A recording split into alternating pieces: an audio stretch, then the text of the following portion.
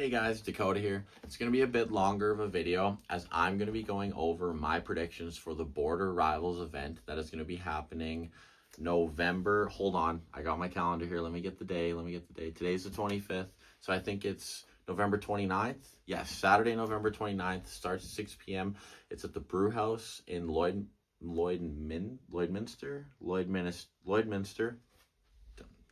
I'm not going to cut that, guys, but let's pretend that didn't happen. Border Rivals for Lloydminster, Canadian Brew House. I hope to see all you guys there. You know, anyone who wants to come watch and support. I'm competing. My dad's competing. There's so many super matches, and I'm going to be looking down. I'm going to be talking about them, not eye contact like we usually do, but it's going to be great. Travis Robertson's hosting the event. He gets a ton of sponsors. There's going to be I'm sure there'll be a raffle for something. You know, Brew House is always a good time. And I can't hype this. I can sit here and hype this up forever, guys, but I'm going to get into the matches. So the first match we have is a left arm match between Harley Green and Josh Russo. Now, I haven't seen Harley for a while, but I also haven't seen Josh Russo for a while. So I'm interested to see kind of what form these guys come in and where the match is going to go, because, you know, you take some time off, you can make some adjustments and stuff. But I do see Josh Russo having a top roll threatening lane here, and I see Harley having kind of like an inside threat. Overall, it's going to be hard to say who wins this. I think it depends on who comes in what kind of, like, who's more peaked, I guess what I'm trying to say. Yeah, I'm going to give Josh Russo 60-40 on this one to get us started off at the Brew House, 6 p.m. in Lloyd. It's going to be a great time. Next match, we have Cameron Gargis, which I actually don't know who that is pulling Gavin Gardiner. And I know a lot about Gavin. Beefy boy, Red Deer Club. Let me tell you, this kid is insane. This is a right and left match. Now, I don't know Cameron at all, but I'm going to just go out on a limb and say that Cameron is going to have a better chance to beat Gavin left arm than he does right arm. Because Gavin's right arm is very, very hard to beat. And I'm telling you guys, like, I have troubles with this right arm. Like, I need to dial in to get this right arm, you know. So, Cameron, I wish you the best of luck. But on the right arm, I'm going to give Gavin a 90-10. And on the left arm, I will say 65-45. That's how much praise I have in Gavin's right arm, you guys. Don't get me wrong, his left arm's not bad and he makes great adjustments with it and stuff, but his right arm is just a level up, and so I'm going to give him more of an advantage on that arm. Next two guys, I can't think of their, like, who they are right off the top of my head, but it's Shane Rebulkin and Brian Tucker. Again, guys, I don't know too much about these guys. I'm sorry, Shane and Brian, if I've met you and I just can't think of it. But right and left, it's hard for me to say, so I'm just going to move on to the next one. Scott McDonald. I do know who Scott McDonald is pulling Mike Caramon, right and left. So far we're at 1, 2, 3, 4, 5, 6, 7. 7 matches already, guys, is going to be happening. And Scott and Mike, you know, I don't know too much about Mike, but I know Scott's been around pulling, and I know he's good. So I'm going to give Scott the advantage on this. And I'm just going to move on, guys. I got Randall Longhe and Roger Shipton. Ooh, so my dad is arm wrestling on this card, and he's pulling Randall Longhe. Now, I saw Randall at Nationals. I've seen him pull a bunch of various times. He used to come to Edmonton Club more. He's very tall. From what Travis has been telling me, he's been leveling up. He's looking really strong. He's got long levers. But my dad has been training hard. He's been putting in the work with me. And you have to have an answer to stop this guy's hit. Like, it's deceiving how fast he is and the way he sets it up and everything. If he gets kind of what he's looking for, he's really going to cause problems for you. Of course, I have bias towards my dad, but I'm going to try and give an unbiased opinion here. I'm actually going to say Randall has the advantage on the left arm. My dad's left arm is very hit or miss. He broke it a long time ago. He doesn't put as much effort in with it as he does his right arm. but sometimes it shows up and it's good, and I'm not sure where Randall's at right now, but I am going to give Randall 65-35 advantage on the left arm. Right arm, on the other hand, I'm going to be giving my dad a 65-35 advantage, as his right's feeling good. He gets that setup, he gets that hit in place. We've been working on his top roll, we've been working on his high hook, we've been working on his deep hook. We're going to find a lane, we're going to find a hole, and we're going to try and expose it. And I've been really working on him with endurance and just slow pulling, and I feel like he's gotten a lot smoother with that and in the strap. And so I hope that we can see some of that prevail for him for this. And of course, I'm going to be in his corner. He's going to have a solid corner man, and we'll see what kind of holes we can find and go from there. After this, we have Anthony Prosser versus Curtis Klaschinski, a left arm match. Now, I know how strong Anthony is. I've pulled him lots, but I haven't pulled him in a while, and I don't know how much he's leveled up, but I was just in Saskatoon recently, and I pulled Curtis Klaschinski, and his left felt great. His left arm felt really, really strong, and I think that if he does what he should do and kind of pulls how I think he should, then he will come out of this with a victory. This is actually a match I'm quite excited for. Obviously, mine and a few other ones on here and my dad's match are up there for me. But on kind of out of, this one is just kind of, it comes out of left field, and it's exciting for me. I know it's a replacement match, so I also think that's really fun. I'm curious to see Curtis pull for a few reasons. One, I know how strong Anthony is, and I want to see how he does. But two, I would like to eventually work my way up to probably having a match with Curtis if I end up getting into that weight class. And so he actually pulls quite similar to me in a lot of ways. And so I want to see what kind of gets exploited and what doesn't. Also in the sense of just how can I benefit my style, or what are some things that maybe I need to change to get a better style. That's why I find this one so stylistically interesting for me. But I am going to give Curtis a 65-35 advantage as well. I just know how gnarly his left is in that outside lane, and I think that it would take a lot for Anthony to be able to kind of bring that inside. But I'm very excited for it. Up next, Anthony has another match, and he is pulling Quinn Carberry. Now, Quinn is very good. He's a very good puller, and Anthony is strong too. This match is closer, I think, than Anthony and Curtis. I hope Anthony doesn't burn himself out too much against Curtis and comes in with a really fresh, strong mindset against Quinn. Because you know what? I actually think that this match is going to be like 55-45. I might even say 50-50 because I don't know who to lean it for. I could see these guys kind of getting locked up and having a really good battle. So, yeah, you know what? This is going to be my first 50-50 of the day. I'm sure people will disagree with me, but I could see this one getting locked up for some reason. I don't know why, I just could. Moving on, we have Austin Plashko, who I got to meet last year. Really cool guy. And he's pulling Adam Toto. Now, I know that name. I'm just trying to think of... I should maybe pull it up. I don't want to spend a million hours pulling stuff up, though, guys. So I'm just going to... You know what? I'm going to give Austin the advantage on the right arm, and I'm going to give Adam the advantage on the left arm. I'm kind of curious to see where this match goes. I know Austin's really been training hard, and he's posting a bunch of training stuff. Still not quite new, but he's still newer. So I'm curious to see how much he's evolved since I've arm wrestled him last. Guess is where I'll leave that one. Up next, we have a really fun one, and I think it just got more fun, actually, as it's a right arm match, and it's Greg Burnett versus Kevin Ruberry. Now, this initially was going to be Dale versus Kevin, but due to some unfortunate circumstances, Dale had to pull out. So now we have Greg stepping in against Kevin. And Greg at Mayhem in the Mall recently just got a win over Ali. Now, I know a bunch of people were like, hey, like, was Ali at 100%? A bunch of questions about that. But regardless of any of that, Greg did get a win. And he jumped up in the rankings a lot.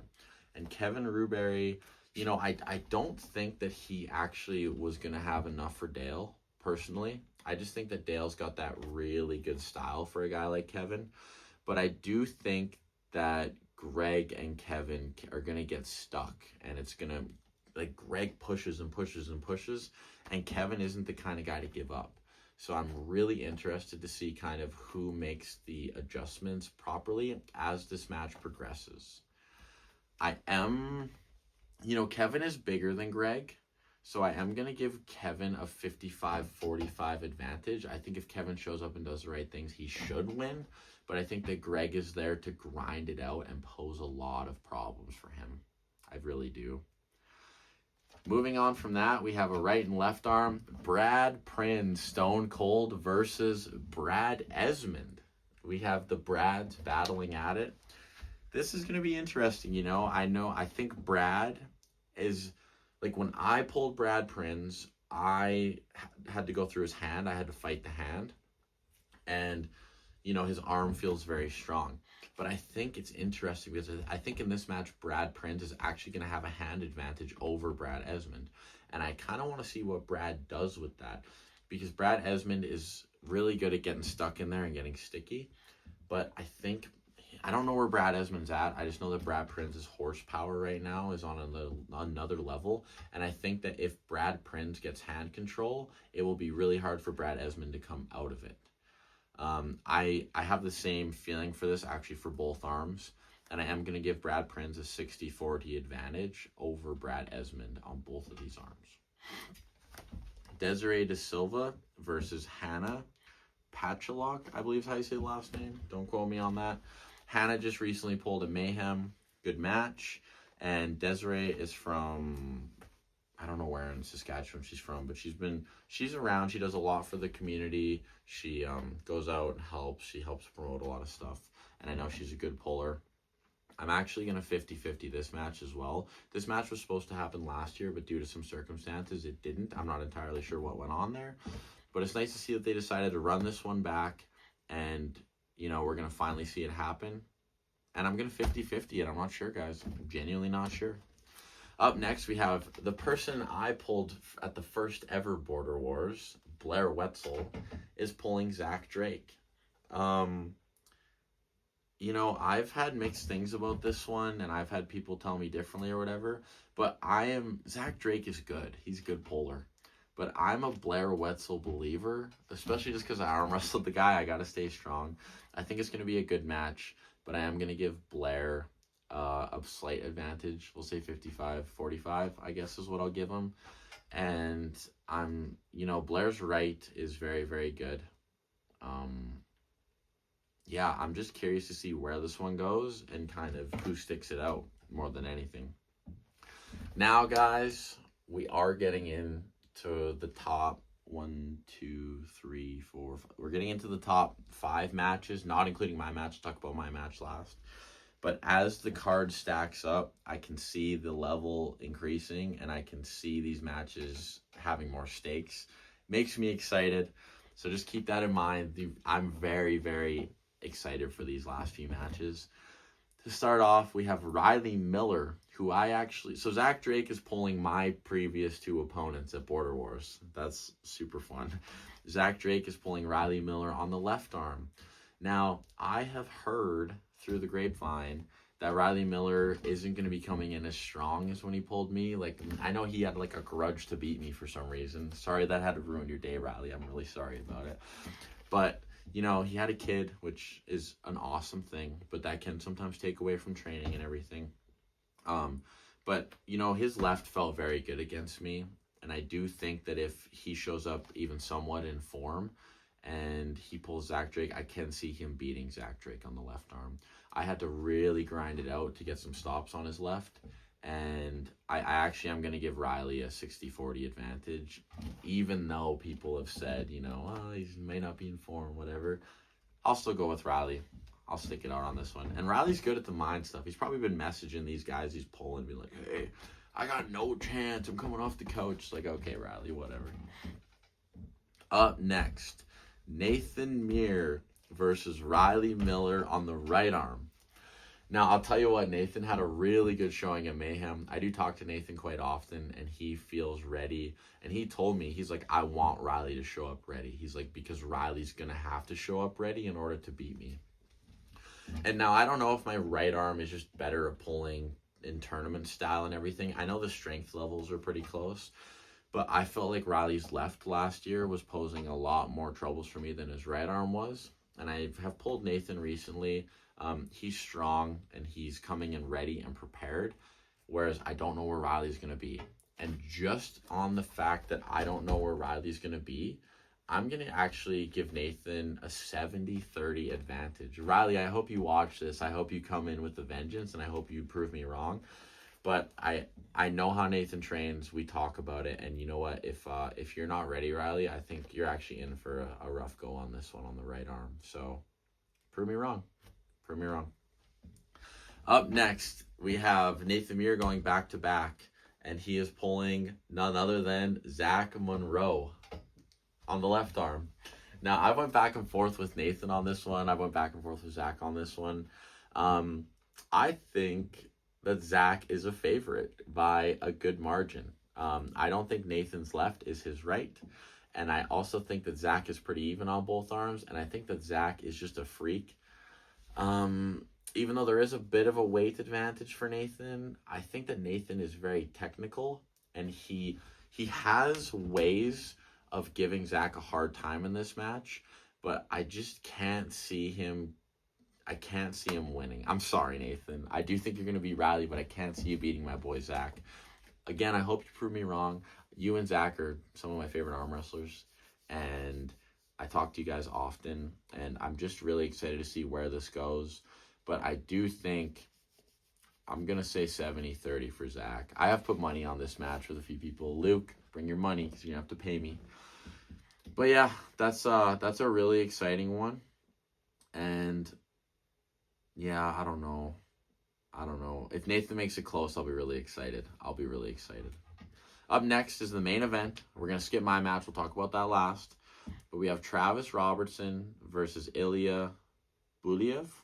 Maybe I said that right. Travis is feeling gnarly strong right now, but Ilya looked really good at Mayhem. And from what I've seen recently, so Travis's last match was Chuck Young, and Travis looked diesel strong, but Travis is still in that arm wrestling phase where he'll sometimes make a mistake. And from what I saw from Ilya, I know he's newer as well, but he seems to sometimes slow things down to make the right decision. And I feel like horsepower-wise, Travis will have an advantage. And I know Travis is big right now, too. And I think he's staying big, which he looks very strong. But if Ilya can get Travis in a position where Travis makes a mistake, I do think that Ilya has an advantage. Fresh for fresh, on the go on this super match, I'm going to give Travis a 60-40 advantage.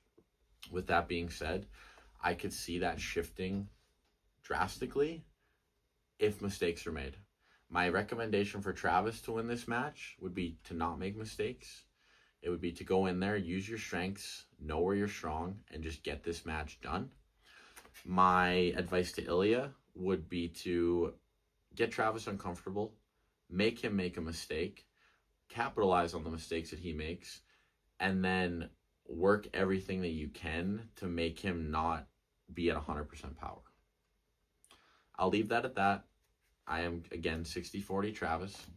But now we're getting into my main event. Obviously, it's my main event, guys. Dakota Shipton versus Caden Esmond, right arm and left arm.